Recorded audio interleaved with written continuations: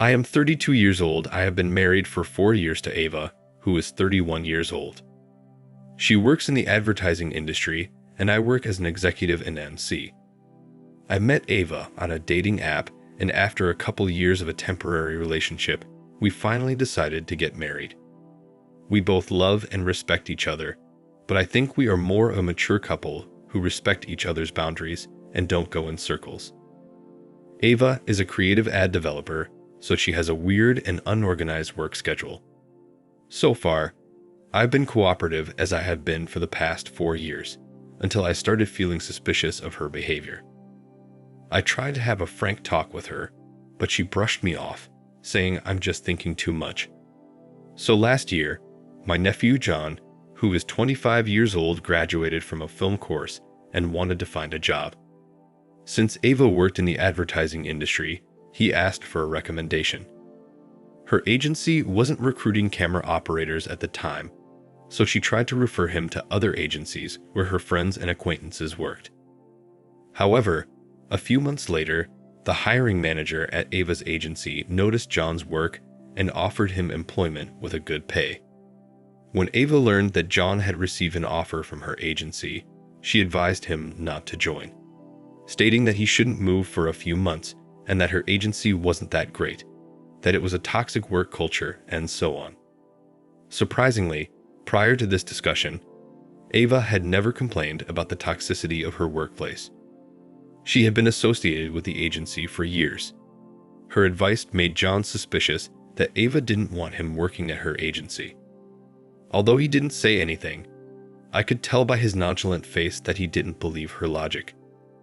After John left, I asked Ava why she didn't want John to join her agency. She said her agency wasn't a good fit for cameramen and cinematographers because the publicity director is a toxic boss.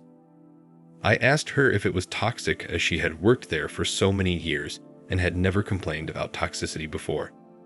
She said her reporting is different, that she reports to a creative director who is not toxic, but friends have informed her that the advertising director is a cruel man.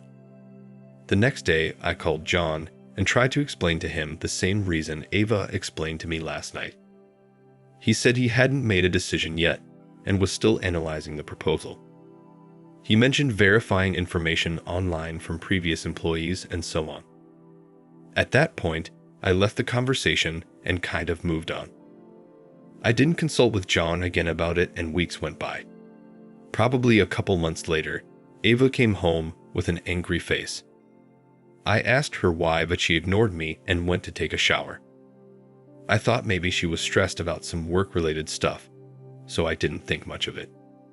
After her shower, she went straight to bed without eating dinner. I cuddled her, asking the reason for her bad mood, convincing her to eat dinner, but she refused, saying she was tired and just wanted to sleep.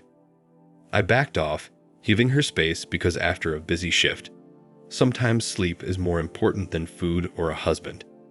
The next morning, she was normal. She didn't say anything and I ignored it too so as not to make her angry. That night she came in late. I thought it was her usual extended shift or so, but she came in. Oh my God, she was seething. She didn't wait for me to ask her reason. She unleashed her anger on me. Apparently, she was angry because John ignored her advice and joined her agency. She went on to say that no one in my family liked her or respected her opinion. I was stunned by her response. I mean, it's okay if John doesn't take her advice, right? He's an adult and has every right to choose his own employer. Well, Ava has always been a strong woman, and I adore her for her strong character. It is because of her character that she has been able to succeed in a career dominated by male colleagues. But sometimes Ava gets selfish. In the early stages of our dating, I had a hard time connecting with her because she often insisted on her own way and would not back down from her decision. But over time, I realized that she was smart and intuitive. Her decisions and predictions turned out to be accurate more often than not. So I guess now I was used to following her instincts even if sometimes she couldn't back up her point with logic. So when Ava vented her anger at me, I didn't flare up. That would have turned her on even more. When she was done, I calmed her down. I'd assured her that I believed in her judgment with all my soul, but we can't impose that on our families, right? I told her that she tried her best to keep John from jumping into the well of fire. But if he did choose this for himself, so be it. Let him taste it and repent. To satisfy her ego, I told her she would have the last laugh. I certainly don't want my nephew to suffer, but to bear the consequences of his decision. Besides, it wasn't forced labor. He could get out of it whenever he wanted. Ava remained silent as I reassured her. I couldn't tell if I had convinced her, so I decided to let it go. More than 4 months had passed since then, but Ava was behaving strangely. At times, she would treat me coldly. Some days she behaves normally, and some days she is nothing more than a stranger to me. I tried many times to confront her, but she brushes off her behavior under the cover of hectic work and so on. Further, she insisted that I don't think too much about it because I just think too much about her. I asked her if she was still upset about the incident with John, but she said he didn't exist for her. I knew her comments were rude, but I also knew it was temporary. I didn't speak to John since he joined the agency, but I knew he was fine since he hadn't left yet. I was more concerned about Ava's behavior towards me. I focused on my work, went to the gym, and set a goal to lose 12 pounds. On John's birthday, I called him to wish him. He sounded cheerful, but when I asked him about his work, he got quiet and said he wanted to meet me. He said he had gone out that day and wanted to have lunch with me. This caught me off guard because a 25-year-old guy definitely doesn't want to have lunch on his birthday with his uncle unless it's a serious matter. I asked him if everything was okay at work because somehow I trusted Ava and thought John's boss was really toxic. I thought John realized he shouldn't have ignored Ava, so I agreed to meet. I had to pretend to be sick to get some sudden rest, but I was curious to see what John had in store for me. During lunch, he was uncomfortable most of the time. I asked him if anything was bothering him, but he said no. I even asked about his boss and the workload at work, but he said work was going great. His strange behavior made me feel uncomfortable, so I asked him directly if there was anything he wanted to share with me. He was caught off guard and admitted that he had something on his mind. He told me that he had seen Ava being unusually close to her boss, the creative director. They would always have lunch together and take coffee breaks. She would often leave the office early with him, which was the subject of office gossip. He said that Ava, being his aunt, bothers him when people say such foul words to her. Since everyone in the office knows that John is my nephew, they don't gossip about Ava in his presence, but these things spread pretty quickly. I asked him if he was sure about that. He clenched his palms, apologized to me at least 100 times, and said he was sorry to tell me all this. At first, he hesitated to go into details for fear of hurting me.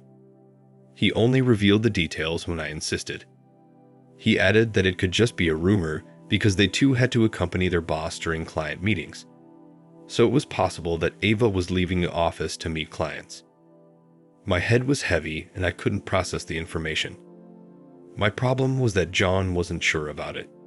It could just be speculation or unfounded gossip. Besides, I had no proof to confront Ava, which made my situation even more suffocating. I returned home feeling disoriented. I had been alone all evening, except at the dinner table. I ducked my head into my plate and started chewing my food. Ava asked me several times if I was okay, but I just nodded. I couldn't sleep, but I wrapped myself up under the covers, freezing. I don't know what I was thinking when I suddenly asked Ava, "What is the exact reason why you didn't want John to join your agency?" She was stunned. She asked me why I brought it up again. I told her with an honest face that I met John today, and he was as happy with his work as he is with his boss. She rolled her eyes and put the phone away. She took a deep breath and said, "Look, my intention wasn't wrong. I'm not sure how he got along with his boss. Maybe because they both share the same ideology." I asked her what she meant by the same ideology. She hesitantly told me that she thinks John has a conservative mindset and raises an eyebrow when a woman's skirt length is short or the neckline is a few inches lower. As for John's boss, it's almost safe to say he's a chauvinist who looks down on the women on his team. She said John is nosy and likes to dictate to the women in his house, so she wasn't comfortable with him working at her agency. I asked her why she didn't tell me about it. She said it would hurt me and there was no need to go into such details. I didn't say a word after that. In retrospect, I realized that in some ways she was right. I had often heard John tell his sister that she was no longer young enough to wear such fancy clothes and bright lipstick. He was also against his sister's decision to move out of the house and live alone. He once beat a boy to a bruise when he found him talking cozily to his sister in the school cafeteria. So it's a bit risky for me to make any judgments. Although I trust Ava, I just didn't want to be caught off guard and deceived. Anyway, I couldn't completely ignore John's instinct this time around, so I asked him to provide me with some evidence for his claim. He said he didn't want to participate in this saga only to be branded as a marriage breaker by family members. I had assured him that I would not accuse him even if his suspicions turned out to be false. Eventually, he agreed to give it a try. He said he would try to get some evidence, but he couldn't promise it. A few days later, Ava came home from work and started throwing tantrums at me. She accused me of using John to spy on her. She said John had made her life at work horrible and she wouldn't stand for it. She threatened John's job if he continued to spy on her. I asked her to tell me the exact reason for her reaction. She counterattacked me by telling me that I shouldn't act naive when I was plotting all this with John's help. I felt terrible about lying to her, but assured her that I had no part in any of this. She told me that John followed her around no matter what she did or where she went, whether it was the cafeteria or the patio for a smoke break. At this point, I was breaking down inside at John's stupidity. I mean, what was he thinking following her everywhere? Even if she was willing, she wouldn't do anything in a public place, right? At that moment, I hoped that John's suspicions would turn out to be false. I reassured Ava and promised her that I would talk to John and bring him to his senses. I was actually thinking about meeting John that weekend and asking him to focus on his career rather than exposing Ava. The next day, I got a call from Ava's father. I was stunned when he told me that I had to pull John's strings because he had molested Ava at her workplace. For a moment, I was at a loss for words, wondering how he knew about the situation. I hesitantly asked him if Ava had said anything to him about it. He said he was near Ava's office that day, so they decided to have lunch together. During lunch, Ava opened her heart to how John had been spying on her. I don't know if it's just me or if Ava actually inflated the situation to unbelievable proportions, but I assured him that I would take care of it.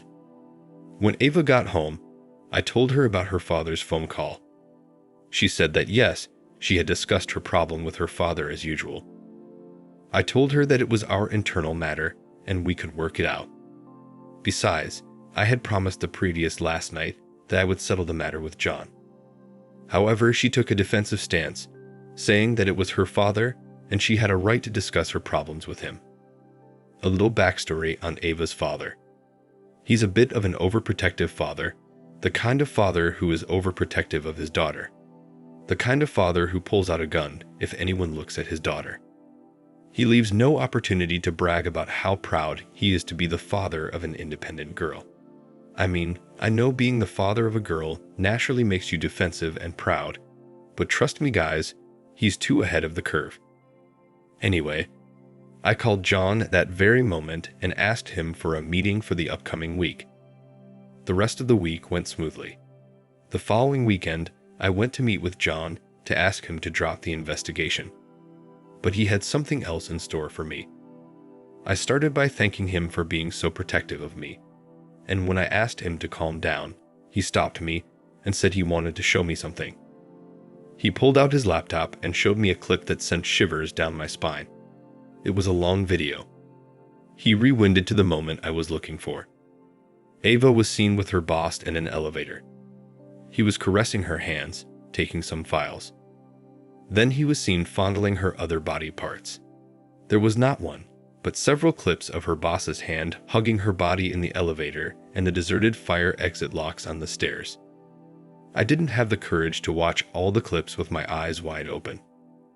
I told John to give me all those files. I also asked him how he managed to get the security camera footage from the workplace. He said he couldn't name him, but he had friends in the engineering department who were able to hack into security cameras in unmanned areas of the office. When I got home, Ava immediately asked if I had introduced my stupid nephew. I replied, "Yes, I told John not to interfere in your affairs when you were being knocked down by your boss." My voice automatically rose when I said that. She was flustered. She tried to play the victim by claiming that John harbored hatred for her.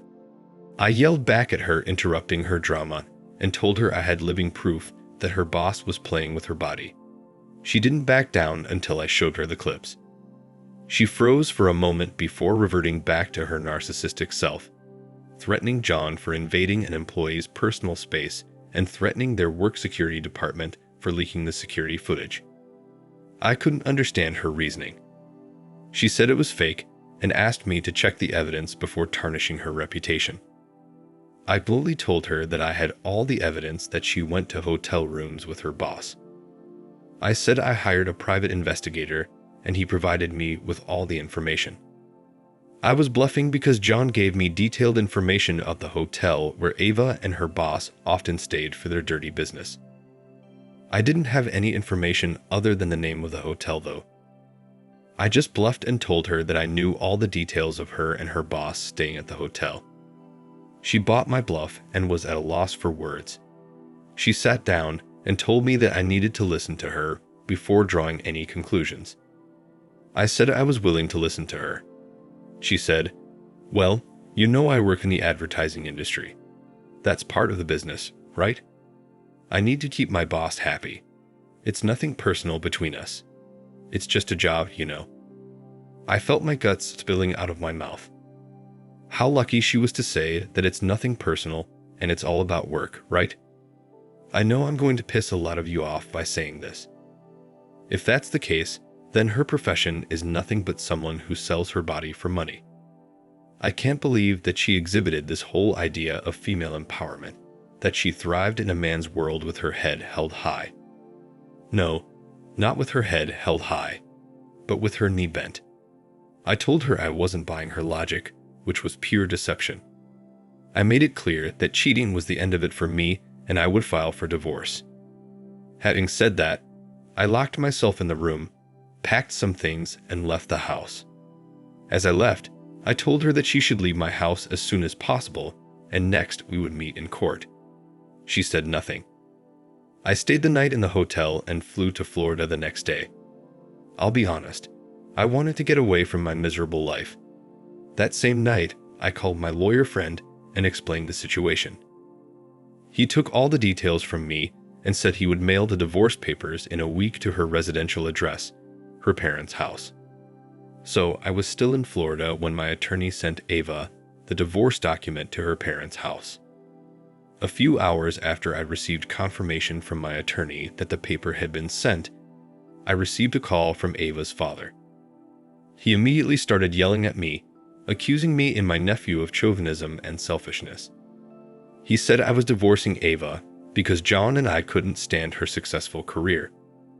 I was puzzled by his accusations. After he finished accusing me, I asked him if he really knew the exact reason because it definitely wasn't what he thought. I told him that I didn't know that Ava scared him, but I had all the proof of my claims, which I shared with him the very moment we were on the phone. I asked him to check his phone. He simply remained silent. The first part of the silence was when he was checking the videos I sent him, and the next part was silence due to embarrassment. I told him that I was sorry that he had to watch such clips of his daughter, but I had no choice but to share them. I am not a saint. I can't just keep quiet and take all the blame when I'm the last person to be blamed for it. I'm a damned victim. That's it on his part. I came back about a month later. By then, Ava was out of the house. However, she contested the divorce, demanding alimony and a share of the house. Instead, my attorney demanded payment from her to compensate for the mental trauma I had to endure because of her.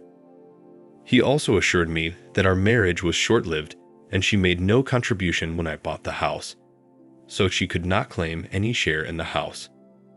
The case is still pending, but I think I'm a little further along than where I was a couple months ago when all this came to light. I'm not meeting with anyone. I don't plan on doing that anytime soon either. I'm just focused on getting rid of the binge drinking I acquired during the depression phase in Florida. Thank you for watching. Like, comment, and subscribe if you enjoyed the video. Until next time, I'll see you again. Take care.